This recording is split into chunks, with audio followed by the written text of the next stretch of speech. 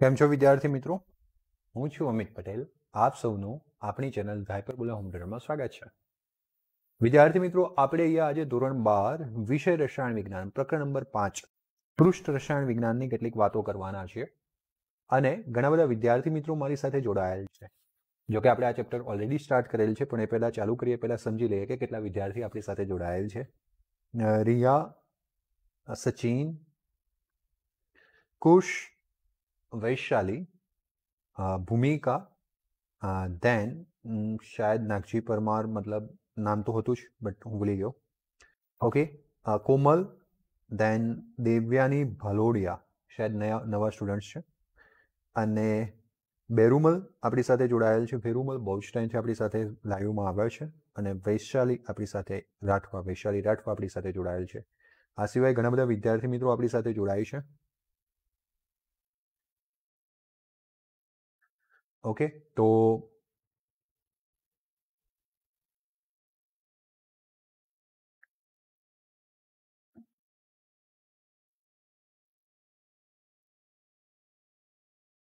ઘણા બધા વિદ્યાર્થી મિત્રો આપણી સાથે જોડાયેલ છે, જેમ કે ગોપાલ ચૌહાણ અત્યારે આપણી સાથે જોડાયેલ છે, રોહિત આપણી સાથે જોડાયેલ છે. સરસ, બધાનું સ્વાગત છે આપણી આ ચેનલમાં. અને ધીમે ધીમે Digvijay Parmar, very good Digvijay. Okay, તો ફટાફટથી આપણે ચાલુ કરવાના છે આ ચેપ્ટર અને જલસો કરીશું, ભણીશું સારી સારી વાતો, હે ને? તો દેવ શાહ આપણી સાથે જોડાયેલ છે. સરસ, ઘણા બધા વિદ્યાર્થી મિત્રો જોડાયેલ છે. ચલો સમજીએ. આપણે વાત કરીએ પૃષ્ઠ રસાયણ વિજ્ઞાનની. આની વાત કરીએ પૃષ્ઠ રસાયણ વિજ્ઞાન. ખૂબ જ અગત્યના રસાયણો વિજ્ઞાનોમાં, ઓકે સોરી, આપણે આમાં ઘણું બધું ભણી ચૂક્યા છીએ. જેમ કે તમને યાદ હશે, પાછળના લેક્ચરોમાં આપણે અધિશોષણની ક્રિયાવિધિ ભણી ગયા છે. આગેના રાસાયણિક અધિશોષણ અને ભૌતિક અધિશોષણ વચ્ચેનો તફાવત ભણી ચૂક્યા છીએ. આપણે અધિશોષણ સમતાપ વક્ર વિશે ભણી ગયા છે. યસ ઓર નો?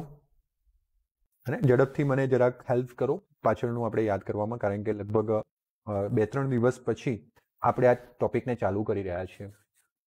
મારા ખ્યાલથી આપણે દ્રાવણ કલામાં અધિશોષણ પર આવ્યા છીએ. નહીં, સોરી, આપણે આ 10 મુદ્દા પણ ભણી ગયા છે. આપણે હવે ઉદ્દીપનની વાત કરવાના છે, હે ને? હા કે ના? આપણે 5.2 ટોપિકથી ચાલુ કરવાના છે. આપણે ચેપ્ટર્સને 3 ભાગમાં વહેંચેલું છે. એક છે અધિશોષણ, બીજું છે ઉદ્દીપન, ત્રીજું છે કલીલ.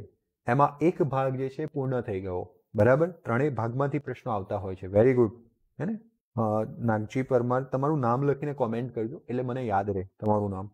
ઓકે, બાકી બધાના આઈડી પ્રમાણે જ નામ છે એટલે સારી રીતના આપણે સમજી શકીશું. તો આપણે બીજો ટોપિક અહીંયા ચાલુ કરવાના છે, આઈએમપી ટોપિક, ઉદ્દીપન વિશેની વાત કરવાની છે. બહુ જ મજાની વાતો છે ઉદ્દીપન વિશેની, ખાસ ધ્યાન આપજો એટલે ફટાફટથી આવડી જાય. પોટેશિયમ ક્લોરેટને જ્યારે ખૂબ જ તીવ્રતાથી ગરમ કરવામાં આવે છે, પોટેશિયમ ક્લોરેટને જ્યારે આપણે તીવ્રતાથી ગરમ કરતા હોઈએ છીએ, ઓકે, ત્યારે ધીમેથી વિઘટન પામીને ડાયઓક્સિજન પામે છે. ધીમેથી એનું વિઘટન થશે અને અંદર આપણને ડાયઓક્સિજન મળે છે. વિઘટન 653 થી લઈને 873 કેલ્વિન તાપમાનના ગાળામાં થાય છે. જેમ કે પોટેશિયમ ક્લોરેટ KClO3 એનું તાપમાન જો આપણે 653 થી લઈને 873 કેલ્વિન સુધીનું રાખીએ, ઓલમોસ્ટ 400 ડિગ્રી સેલ્સિયસથી લઈને 600 ડિગ્રી સેલ્સિયસ સુધીનું રાખીએ, તો એમાંથી પોટેશિયમ ક્લોરાઇડ વત્તા ઓક્સિજન વાયુ આપણને મળતો હોય છે. હવે આ પ્રક્રિયા ખૂબ જ ધીમી છે અને ખૂબ જ ઊંચા તાપમાને થાય છે. પરંતુ એમાં થોડો મેંગેનીઝ ડાયોક્સાઇડ એટલે MnO2 ઉમેરવામાં આવે તો આ પ્રક્રિયા સરખામણીમાં નીચા તાપમાન એટલે કે 473 થી લઈને 633 કેલ્વિન તાપમાને વિઘટન એનું થઈ જાય અને બહુ સરળતાથી બહુ ઓછા તાપમાને આનું વિઘટન ચાલુ થઈ જાય અને ખૂબ જ પ્રવેગિત વેગે વિઘટન પામે છે અને વેગ પણ વધી જાય.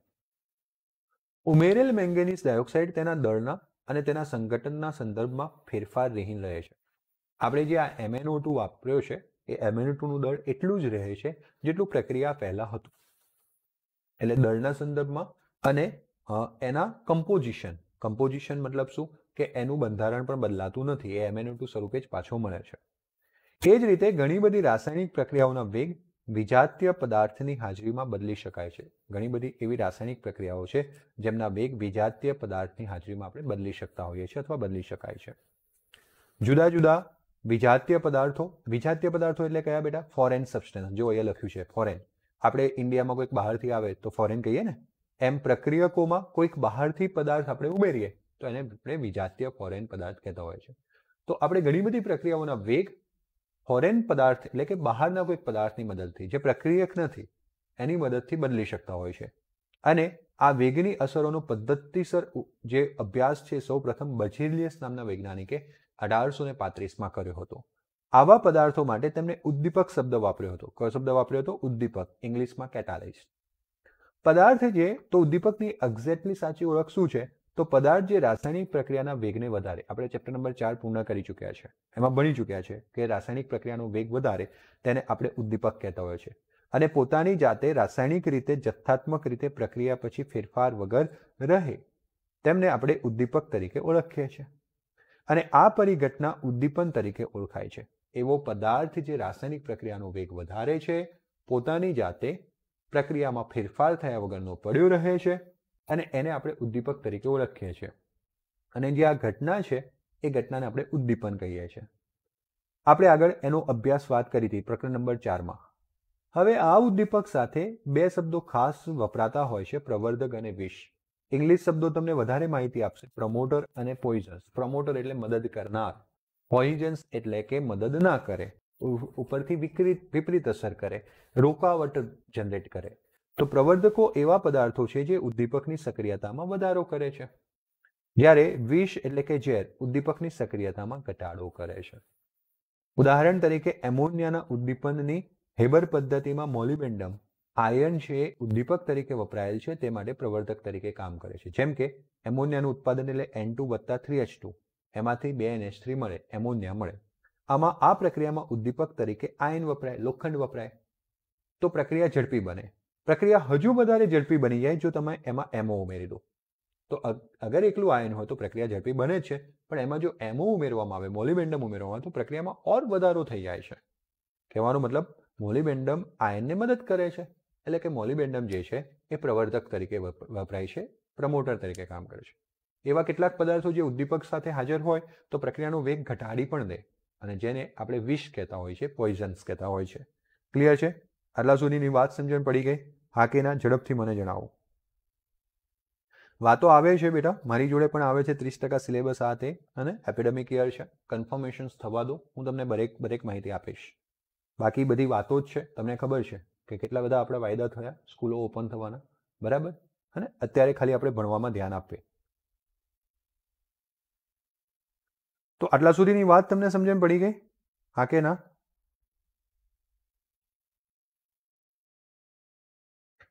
ઓકે. સમાંગ અને વિસમાંગ ઉદ્દીપનની આપણે અહીંયા વાત કરીએ. સમાંગ અને વિસમાંગ ઉદ્દીપનની આપણે વાત કરીએ. ઉદ્દીપન વિશાળ રૂપે બે સમૂહમાં વહેંચી શકાય. ઉદ્દીપન જે છે એ બે રીતના વહેંચાય છે, અને તમને ખાસ પૂછાશે કે ઉદ્દીપનનું વર્ગીકરણ તમને સમજાવું. તો એક ઉદ્દીપન છે સમાંગ ઉદ્દીપન છે, બીજું ઉદ્દીપન વિષમાંગ ઉદ્દીપન છે. બંનેની વ્યાખ્યા અને ઉદાહરણો આપવાના છે થિયરીમાં. તો સમાંગ ઉદ્દીપન એટલે શું? તો જ્યારે પ્રક્રિયકો, નિપજો અને ઉદ્દીપક એક જ કલામાં હોય. કલાઓ 3 પ્રકારની: પ્રવાહી, યસ વૈશાલી મારી સાથે છે ને, વૈશાલી પરમાર, પ્રવાહી, વાયુ અથવા તો ઘન. તો આ કલા કહેવાય. જો ત્રણેય પ્રક્રિયકો, નિપજો અને ઉદ્દીપકો એક જ કલામાં હોય તો આપણે એને કહીએ છીએ સમાંગ ઉદ્દીપન. શું કહીએ છીએ? સમાંગ ઉદ્દીપન. એટલે કે પ્રવાહી અથવા વાયુ અને ઘન. કોઈ કલા એટલે કોઈ પણ પ્રવાહી, વાયુ અથવા તો ઘન પણ હોઈ શકે ઘણી વખત. ત્યારે સમાંગ ઉદ્દીપન કહેવામાં આવે છે. જનરલી ઘન ઉદ્દીપકો હોય ને તો વિસમાંગ ઉદ્દીપન થઈ જતું હોય, એટલા માટે અહીંયા પ્રવાહી અને વાયુની જ વાત કરવામાં આવેલી છે. સમાંગ ઉદ્દીપનના કેટલાક ઉદાહરણ તમને અહીંયા આપેલા છે. જેમ કે એક પદ્ધતિનું નામ છે લેડ ચેમ્બર પદ્ધતિ. લેડ ચેમ્બર પદ્ધતિમાં સલ્ફ્યુરિક એસિડને ઉત્પાદિત કરવામાં આવે છે. અને સલ્ફ્યુરિક એસિડને ઉત્પાદિત કરવામાં વિદ્યાર્થી મિત્રો, સલ્ફ્યુરિક એસિડ ઉત્પાદિત કરવાની ઘટનામાં વિદ્યાર્થી મિત્રો સલ્ફર ડાયોક્સાઇડને સૌથી પહેલા સલ્ફર ટ્રાયોક્સાઇડમાં ફેરવવો પડે. તો આ વિધિમાં સલ્ફર ડાયોક્સાઇડનું સલ્ફર ટ્રાયોક્સાઇડમાં ઓક્સિજન સાથેનું ઉદ્દીપક નાઇટ્રોજન ઓક્સાઇડની હાજરીમાં ઓક્સિડેશન કરે છે. તો આ સલ્ફર ડાયોક્સાઇડને સલ્ફર ટ્રાયોક્સાઇડમાં ફેરવવા માટે ઓક્સિજન ઉમેરવો પડે. પ્રક્રિયા થઈ ગઈ ઓક્સિડેશન. આ પણ વાયુ, આ પણ વાયુ, આ પણ વાયુ, અને આપણે જે ઉદ્દીપક વાપર્યો નાઇટ્રોજન ઓક્સાઇડ એ પણ વાયુ. પ્રક્રિયામાં એ ભાગ નથી લેતો, પણ પ્રક્રિયાને ઝડપી બનાવી દે છે. અને આપણને SO3 વાયુ મળે છે. પ્રક્રિયકો સલ્ફર ડાયોક્સાઇડ અને ઓક્સિજન, ઉદ્દીપક નાઇટ્રિક ઓક્સાઇડ બધા એક જ કલામાં છે, અને એ કલા છે ગેસ એટલે કે વાયુ. એટલા માટે આ સમાંગ ઉદ્દીપનનું ઉદાહરણ થયું. એવું એક બીજું ઉદાહરણ છે. HCl વડે પૂરા પાડવામાં આવતા H+ ની હાજરી મિથાઇલ એસિટેટનું જળ વિભાજન. આપણે ચોથા ચેપ્ટરમાં પણ આની વાત કરી ચૂક્યા છે. મિથાઇલ એસિટેટ એટલે CH3COO બરાબર. આ એસ્ટર કહેવાય, જેમાં COO વચ્ચે આવે એને એસ્ટર કહેવાય.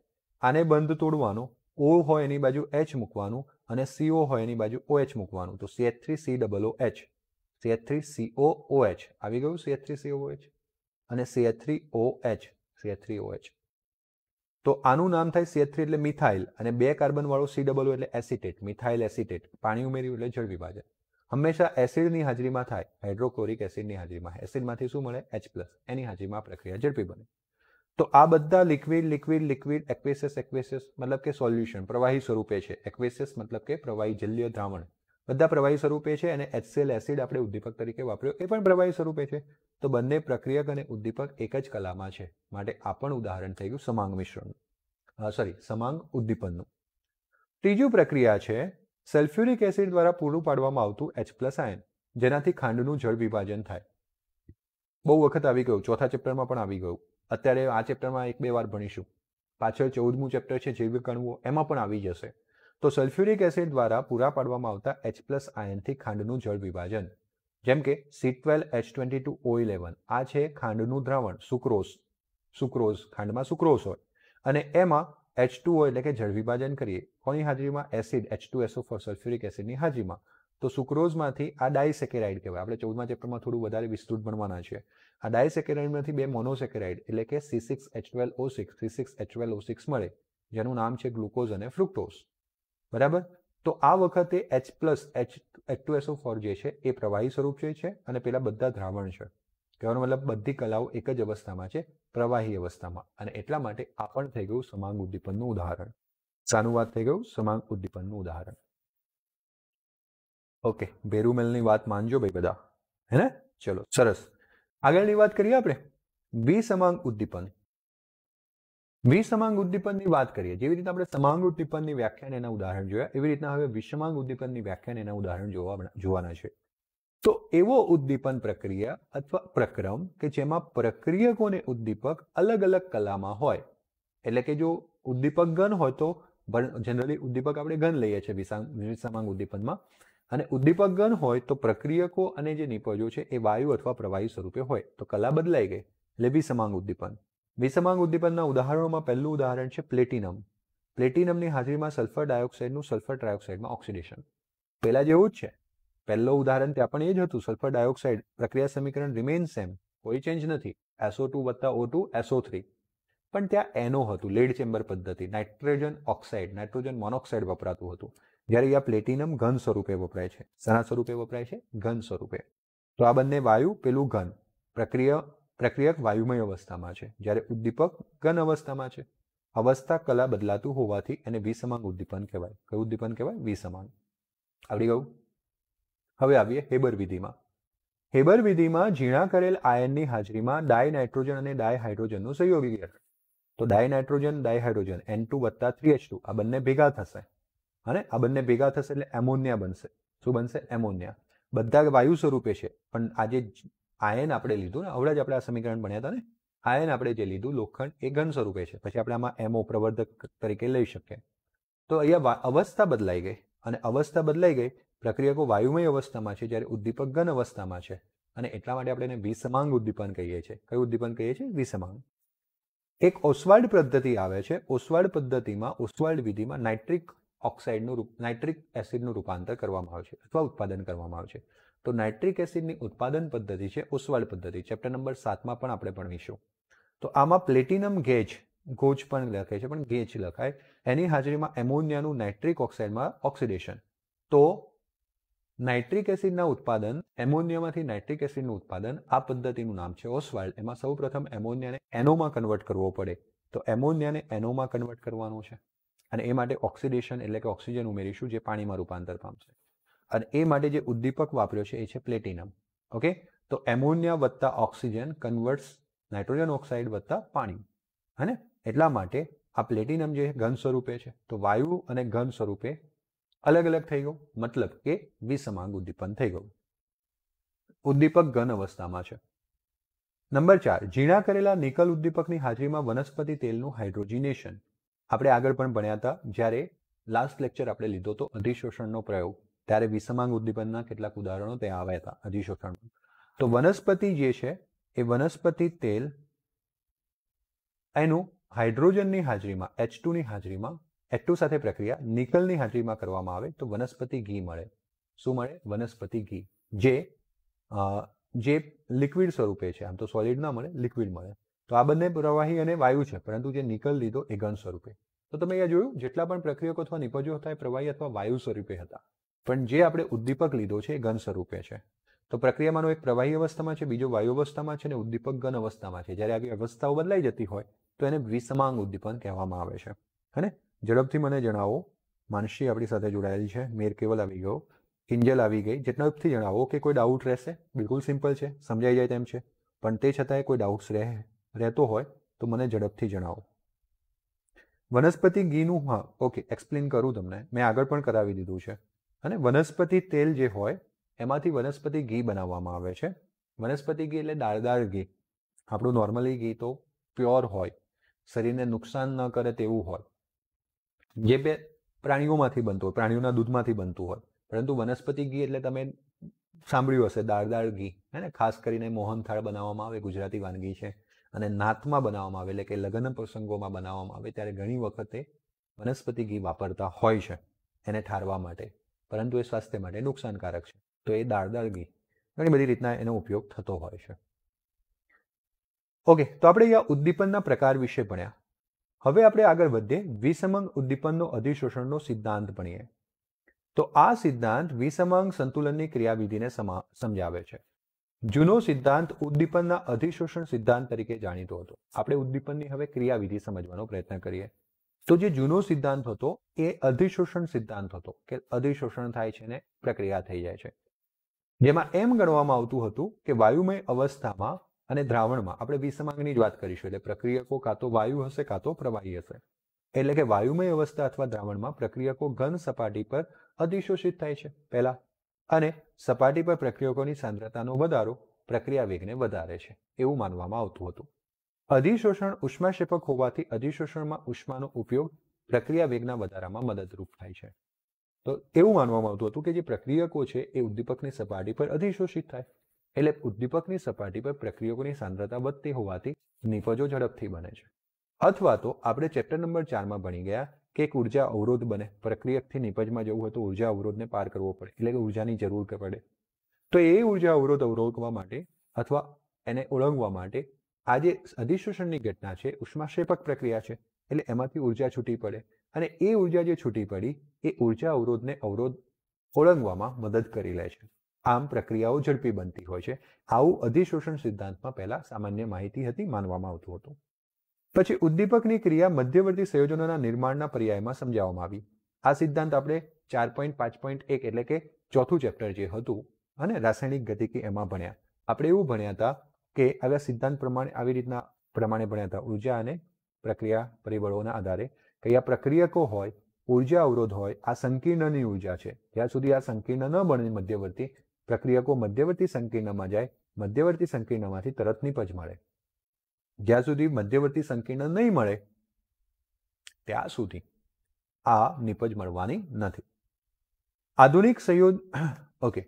આધુનિક અધિશોષણ સિદ્ધાંત મધ્યવર્તી સંયોજનોના નિર્માણનો સિદ્ધાંત અને જૂના અધિશોષણના સિદ્ધાંતનું સંયોગીકરણ છે. હવે આપણે જે અત્યારે આધુનિક અધિશોષણ સિદ્ધાંત સમજવાના છીએ એ મધ્યવર્તી સંયોજનોના નિર્માણનો સિદ્ધાંત અને જે અધિશોષણનો સિદ્ધાંત છે એનું સંયોગીકરણ છે. બંને સિદ્ધાંતો એકબીજામાં ભેગા થઈ ગયા છે. ઉદ્દીપક સક્રિયતા ઉદ્દીપકની સપાટી પર સ્થાનીકૃત થાય છે. ઉદ્દીપકની સક્રિયતા જે છે સપાટી પર આધાર રાખે છે. અને આ જે ક્રિયાવિધિ છે આધુનિક સિદ્ધાંત પ્રમાણે ઉદ્દીપકની જે ક્રિયાવિધિ છે એને 5 ભાગમાં વહેંચવામાં આવી છે. સૌપ્રથમ પ્રક્રિયકોનું ઉદ્દીપકની સપાટી તરફ પ્રસરણ, એટલે કે પ્રક્રિયકો પોતાની જાતે ઉદ્દીપકની સપાટી તરફ જાય છે. બીજું, ઉદ્દીપકની સપાટી પર પ્રક્રિયાના અણુઓનું અધિશોષણ થાય છે, એટલે અધિશોષણ સિદ્ધાંત આવી ગયો. ત્રીજું, મધ્યવર્તી સંયોજનોનું નિર્માણ દ્વારા ઉદ્દીપકની સપાટી પર રાસાયણિક પ્રક્રિયાનું થવું, એટલે પેલો રાસાયણિક ગતિકીનો સિદ્ધાંત આવી ગયો, મધ્યવર્તી સંયોજન બને છે. અને પછી રાસાયણિક પ્રક્રિયા થશે. રાસાયણિક પ્રક્રિયા થશે એટલે નિપજ બનશે. તો ઉદ્દીપકની સપાટી પર પ્રક્રિયાના નિપજનું અપશોષણ થવું. પ્રક્રિયક અગર શોષાય છે, સપાટી પર આકર્ષણે ચીપકી જાય છે, તો નિપજ જે છે એ ત્યાંથી છૂટી પડે છે. આ છૂટા પડવાની ઘટનાને અપશોષણ કહીએ છીએ. અને પરિણામે ફરીથી સપાટી પ્રાપ્ત થવી. જેવી નિપજ બને ત્યાંથી નીકળી જાય એટલે સપાટી ખુલ્લી પડે. સપાટી ખુલ્લી પડે તો ત્યાં પ્રક્રિયકના અણુ ફરી પ્રક્રિયા કરવા જાય, જેથી વધુ પ્રક્રિયા થઈ શકે. અને પાંચમું છે, જે કંઈ પ્રક્રિયામાં નિપજ બની છે એ નિપજ ઉદ્દીપકની સપાટીથી દૂર જતી રહે. ક્યાં જતી રહે? દૂર.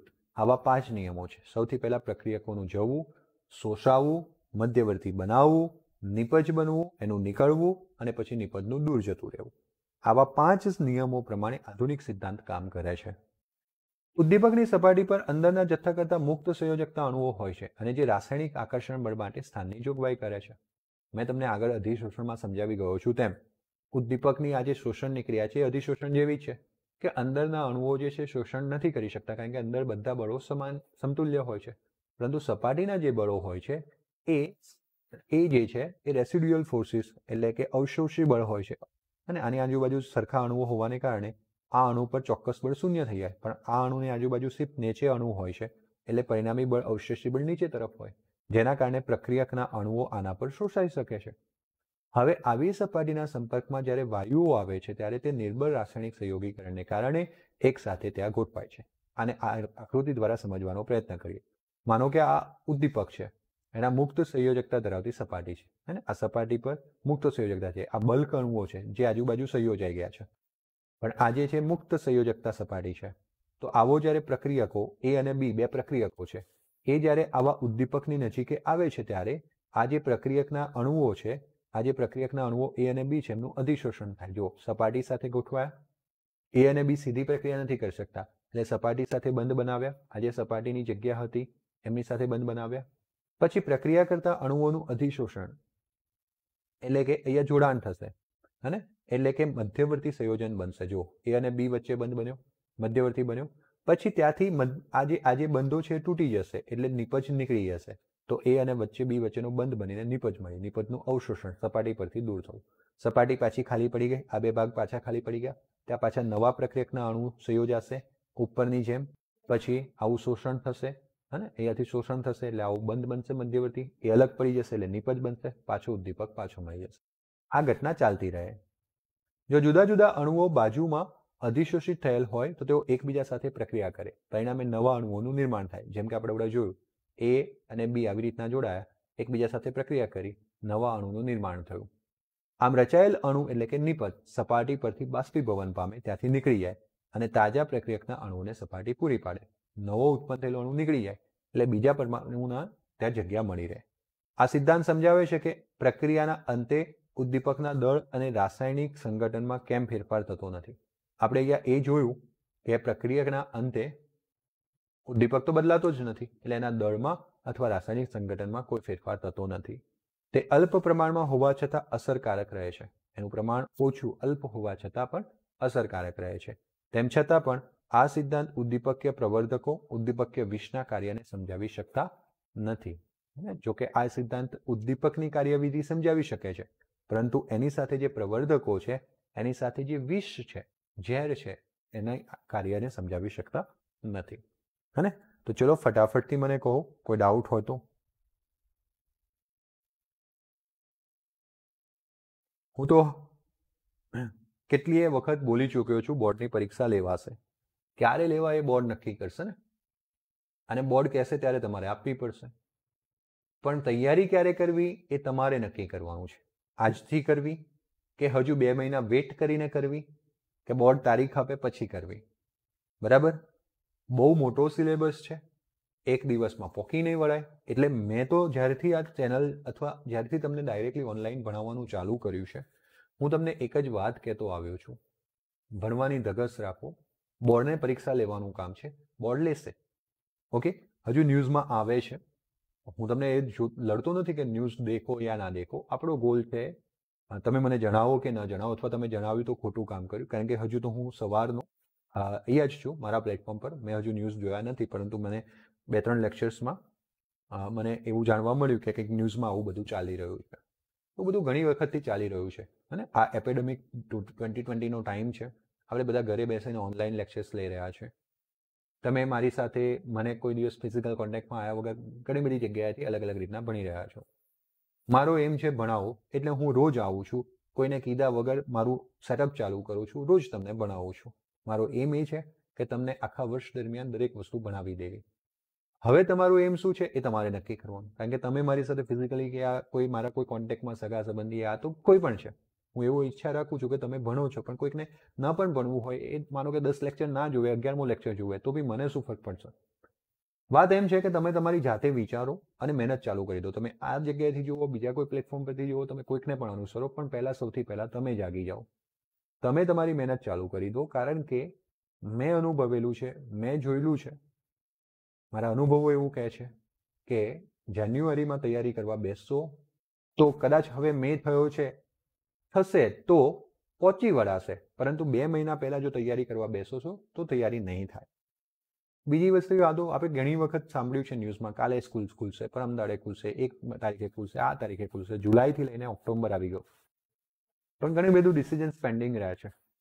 તો આ બધા ડિસિઝન્સ બી વેરિયેબલ હશે, અને દર વખતે ટીવીની સામે આવીને કોઈક ને કંઈક બોલવું પડે, એ બધા નિયમો થઈ ગયા છે.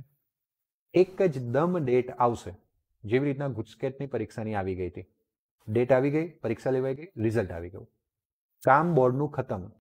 બોર્ડનું કામ એટલું છે, પરીક્ષાની ડિક્લેરેશન્સ કરવી, પરીક્ષાનું સિલેબસ નક્કી કરીને કહી દેવું, પરીક્ષા લઈ લેવી, પરીક્ષા પતાઈને રિઝલ્ટ આપવું, ત્યાં બોર્ડ પૂરું. પણ એકદમ જ્યારે ડેટ આવી જશે અને તો તમે ફસાઈ જશો, તો એના જિમ્મેદાર તમે રહેશો. તમારે તૈયારી ચાલુ રાખવાની છે.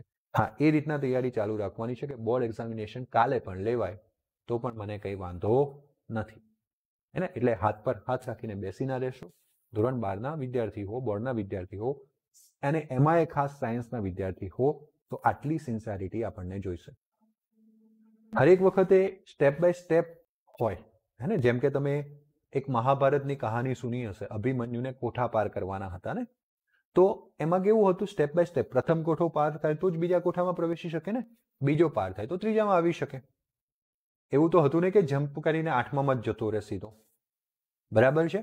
અને 8 કોઠા પાર કરશે તો જ એ જીત્યો કહેવાય ને. છેલ્લા કોઠામાં તમને ખબર છે કે એનાથી પાર ન થઈ શક્યું, કારણ કે એનું જ્ઞાન એને નહોતું. તો તમારા બોર્ડની પરીક્ષાની એક સિસ્ટમેટિક તૈયારી હોય, દરેક ચેપ્ટર્સને ધીમે ધીમે ધીમે ભણતા જવા, એની સંપૂર્ણ તૈયારી કરતા જવું. જે ચેપ્ટર ભણેલા છે એને આમ પોટલું વાળીને મૂકી દેવા, પછી એને સાઈડ પર નહીં મૂકી દેવાના કે ભાઈ તમે પહેલું ચેપ્ટર ભણ્યા મહિના થઈ ગયા તો હવે એનું કશું યાદ જ નથી. ન જ હોય, જ્યાં સુધી એનું રિવિઝન નહીં કરો ત્યાં સુધી નહીં યાદ હોય. સિમ્પલ ફંડો એવો છે કે તમે મેક્સિમમ વાંચશો તો યાદ રહેશે. કોઈકને 2 વખતમાં યાદ રહી જાય, કોઈકને 3 વખતમાં, પણ હું માનું છું સાયન્સમાં ઓછામાં ઓછી 5-10 વખત મહેનત થયેલી હોવી જોઈએ, વંચાયેલું હોવું જોઈએ. એટલે પાછળના ચેપ્ટરોને ભૂલવાના નથી, નવા ચેપ્ટરો ભણતા જવાના છે. ટાસ્ક હવે એવો આવી ગયો છે, હા, મારા જે ઇન્સ્ટિટ્યૂટ્સના વિદ્યાર્થીઓ હશે એમને મારા મોઢે આ શબ્દો સાંભળેલા હશે. ટાસ્ક હવે એ આવી ગયો છે કે પાછળના ચેપ્ટરોને યાદ કરતા જવાના છે, નીચેના આગળના ચેપ્ટરોને ભણતા જવાના છે. પાછળના ચેપ્ટરોમાં જેટલી મહેનત કરી છે એ હવે ઇઝી લાગવા માંડ્યા છે. પ્રથમ ચેપ્ટર તમને યાદ કરવામાં આવે ઘનોસ્તા, ઇઝી લાગવા માંડે, કારણ કે એના તમે કદાચ કોઈક ઇન્સ્ટિટ્યૂટ સાથે કનેક્ટેડ હો તો તમે એના ટેસ્ટ વગેરે પણ આપ્યા હશે, એટલે ઇઝી થઈ ગયું બારે બારે પુનરાવર્તન કરીને. પરંતુ નવા ચેપ્ટર્સમાં એટલો સમય નહીં મળે, એટલા ટેસ્ટ નહીં લેવાય, તો ત્યાં તમે પાછા પડી જશો.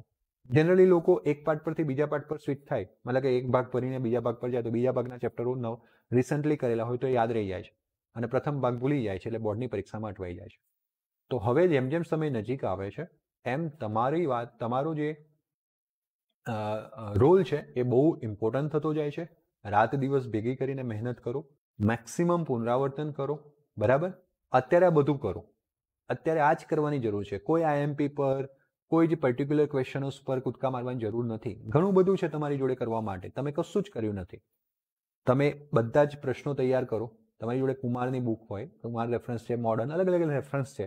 તમે રેફરન્સમાં જોશો તો ઘણા બધા પ્રશ્ન આન્સર હશે. કોઈ પણ એક પર્ટિક્યુલર ચેપ્ટરમાં 50 થી 60 પ્રશ્નોના જવાબ હશે, મોટા મોટા.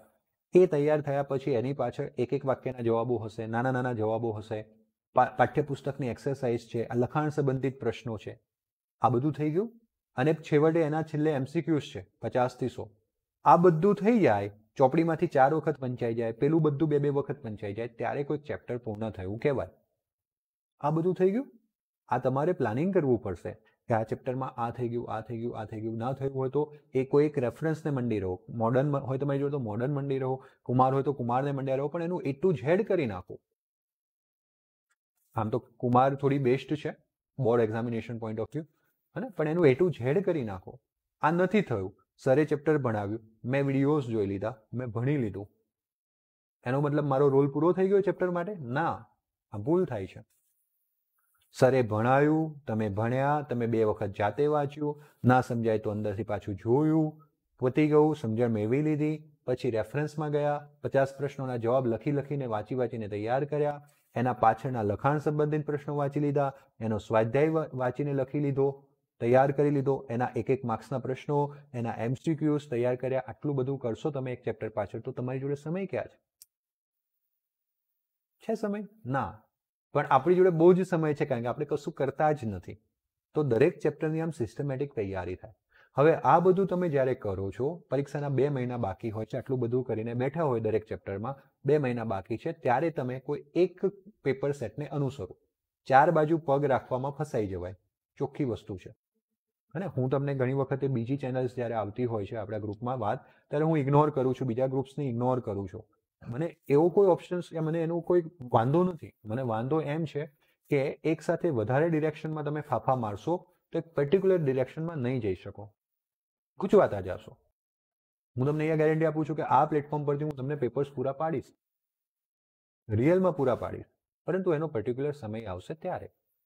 અને આ બધું તમે ભંડોળ ભેગું કરી લેશો, એનો સમય આવશે ત્યારે હું તમને કહીશ કે ચલો હવે આ પેપર્સ છે મારી જોડે, આ પેપર્સ હું તમને મોકલાવું છું, તમારા પર્ટિક્યુલર એડ્રેસ પર હું ડિલિવર કરવાનો છું, એની ગેરંટી આપું છું. અહીંયાથી એ તમને મોકલાવું છું, તમે એને લખીને વ્યવસ્થિત કરો.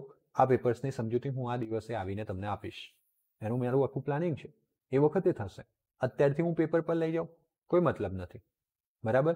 અને તમે પણ તૈયારી કર્યા વગર મારા લેક્ચર્સ જોઈને ખાલી પેપર્સ સોલ્વ કરવા જશો તો પણ કોઈ મતલબ નથી. તમે પેપર્સ સોલ્વ ક્યારે કરી શકશો, પેપર્સની પ્રેક્ટિસ ક્યારે કરી શકશો, જ્યારે તમને બધા ચેપ્ટર્સ આવડતા હશે. સમજણ પડી? અને એટલા માટે આપણે દરેક વસ્તુ તૈયાર કરવાની જરૂર છે. ઓકે, તો ચલો, સારી એવી વાત આપણે સમજી ગયા, જાણે અજાણે. હે ને? ઓ માનસી, ટેસ્ટની પ્રેક્ટિસ તો કરવી પડશે બેટા.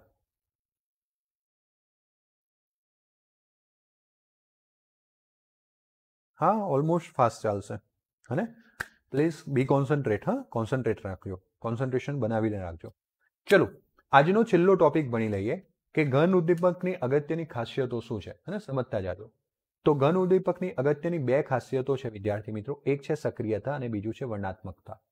તો ઉદ્દીપકની સક્રિયતા વિશે પ્રમાણમાં રાસાયણિક અધિશોષણ પ્રબળતા પર આધાર રાખે છે. રાસાયણિક અધિશોષણની પ્રબળતા જેટલી વધારે એટલો ઉદ્દીપક સક્રિય. પ્રક્રિયકો ઉદ્દીપક પર પ્રમાણમાં પ્રબળતાથી અધિશોષિત થવા જોઈએ જેથી તે સક્રિય બને. અને જ્યારે ઉદ્દીપકની સપાટી પર પ્રક્રિયકો શોષણ પામે છે પછી પ્રક્રિયકો સક્રિય બને છે અને પ્રક્રિયા કરે છે. એવું આપણે પાછળના સિદ્ધાંતમાં જોયું. એટલે એટલી બધી પ્રબળતાથી પણ અધિશોષિત ન થવા જોઈએ કે જેથી ગતિશીલ રહે નહીં. બીજા પ્રક્રિયક ઉદ્દીપકની સપાટી પર અધિશોષિત થવા માટે જગ્યા ના હોય. માનો કે બહુ પ્રબળતાથી જોડાઈ ગયા તો પછી એ તો નીકળશે જ નહીં, અને નીકળશે નહીં તો બીજા પ્રક્રિયકોને જગ્યા નહીં મળે. એટલે પ્રબળતાથી અધિશોષિત થવા જોઈએ, સક્રિય પણ બનવા જોઈએ, પ્રક્રિયા પણ કરવા જોઈએ, નિપજ પણ બનવી જોઈએ, અને નિપજ દૂર પણ થવી જોઈએ જેથી નવા લોકોને જગ્યા મળે. એ જાણવા મળ્યું કે ભાઈ હાઇડ્રોજનેશન પ્રક્રિયા કરો એમાં ઉદ્દીપકની સક્રિયતા સમૂહ 5 થી સમૂહ 11 ના ધાતુ તત્વો સાથે વધારે ધરાવે છે. ઘણી બધી ધાતુઓ પૈકી 5મા સમૂહથી લઈને 11મા સમૂહની ધાતુઓ એટલે કે ડી વિભાગની ધાતુઓ હાઇડ્રોજનેશન પ્રક્રિયામાં એટલે કે હાઇડ્રોજન ઉમેરવાની પ્રક્રિયામાં સક્રિયતા ધરાવે છે. અને એમાં મહત્તમ સક્રિયતા કયા કોષ્ટકમાં છે? 7 થી 9મા સમૂહના તત્વો દર્શાવે છે. H2 વત્તા O2 જે છે, હાઇડ્રોજન વત્તા ઓક્સિજન જે છે, એ પ્લેટિનમની હાજરીમાં પાણી આપે છે.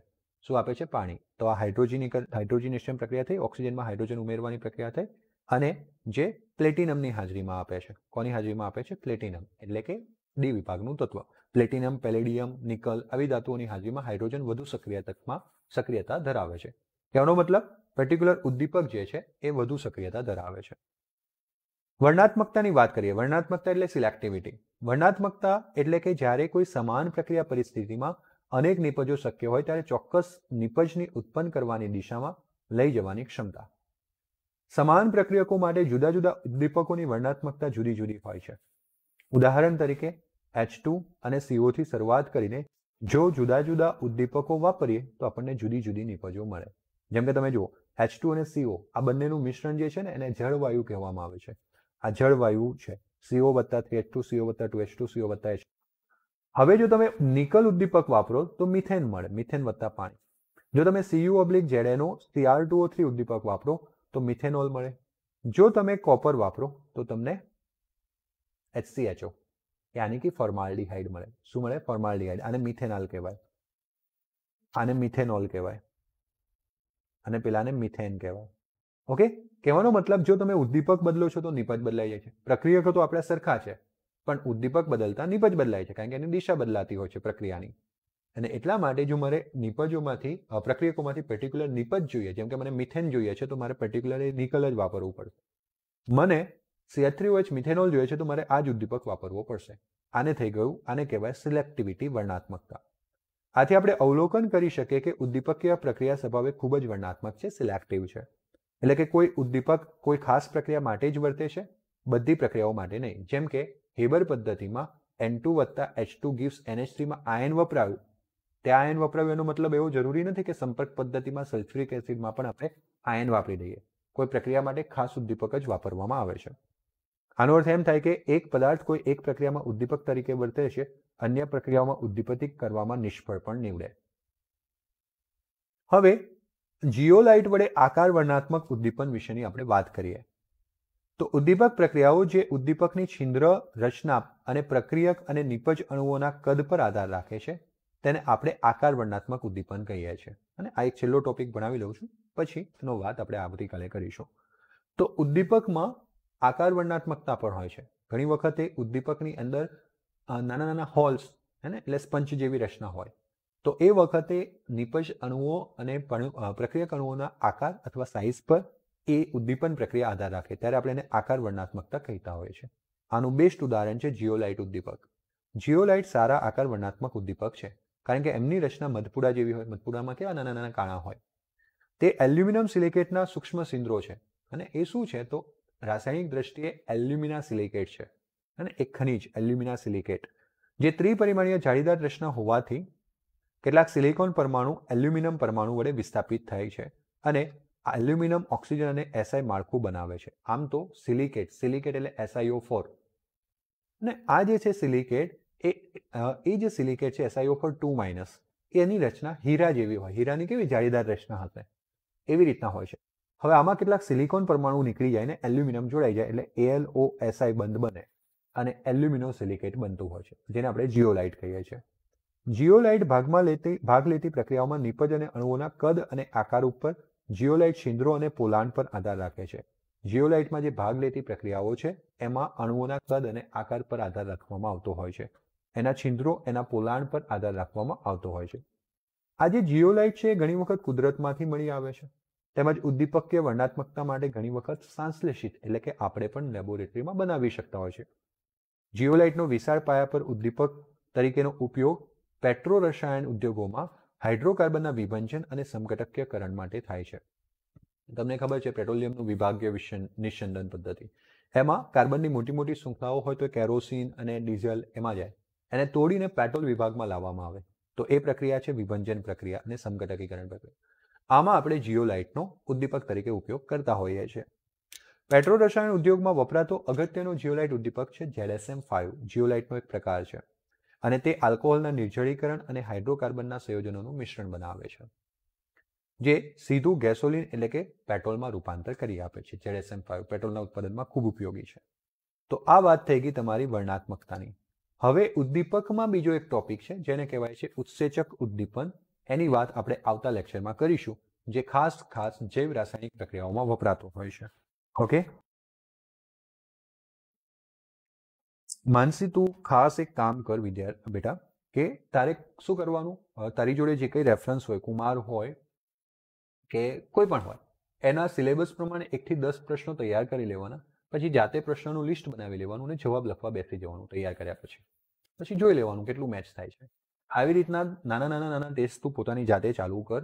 રોજ 1 થી 2 ટેસ્ટ આપ. જે વિદ્યાર્થી મિત્રોના ટેસ્ટ રેગ્યુલર ચાલતા નથી અથવા કોઈ જગ્યાએ એમને ટેસ્ટ મળી રહ્યા નથી, લખીને તો ખૂબ જરૂરથી પ્રેક્ટિસ કરવી પડશે. લખ્યા વગર કશું યાદ નહીં રહે, ટેસ્ટ આપ્યા વગર પણ કંઈ યાદ ન રહે. જાતે ટેસ્ટ લેવા હોય તો આ એક સિમ્પલ મેથડ છે કે તમે એક રેફરન્સને ફોલો કરો, એના 10 પ્રશ્નો તૈયાર કરી લો ફટાફટ કડકડાટ સમય આપીને, એ 10 પ્રશ્નો લખી લો, પછી જાતે એનો ટેસ્ટ આપી દો કેટલું આવડ્યું. પછી કોઈની જોડે ચેક કરાવી લેવાનું અથવા જાતે ચેક કરી લેવાનું. જો કે આપણે લખીશું આપણને કોન્ફિડન્સ આવી જ જશે. આપણે માર્ક્સ સાથે કે જ્યારે વધારે આપણે જાતે ટેસ્ટ લેતા હોય ત્યારે કોઈ મતલબ રહેતો નથી, અથવા કોઈની જોડે ચેક કરાવી લેવાનું. બરાબર, પણ આવી રીતના એક પ્લાનિંગ તમારે કરવું પડશે.